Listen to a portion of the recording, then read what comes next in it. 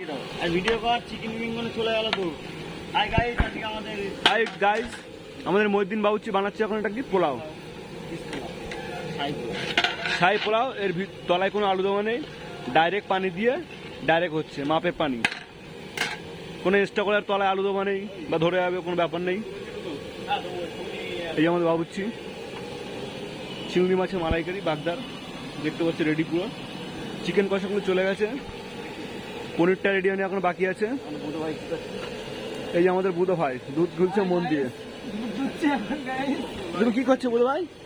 এটা বলে দাও আচ্ছা, একটা পোলাওয়ের পানে একটা ফুটছে, একটা রেডি হচ্ছে। পোলাওয়ের সেন্টটা খুব বার হচ্ছে, তৈরি হলে আরো সুন্দর লাগবে।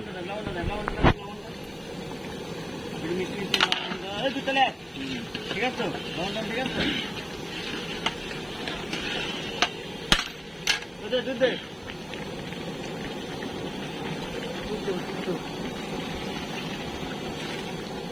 এখন দিল দুধ, ইটি কর বুঝো, ইটি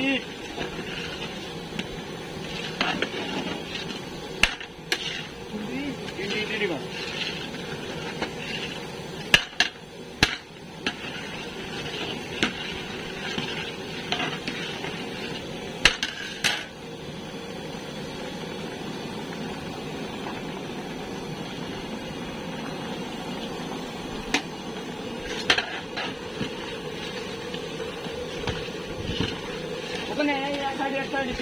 কোনে এই সময় যাওয়াটাই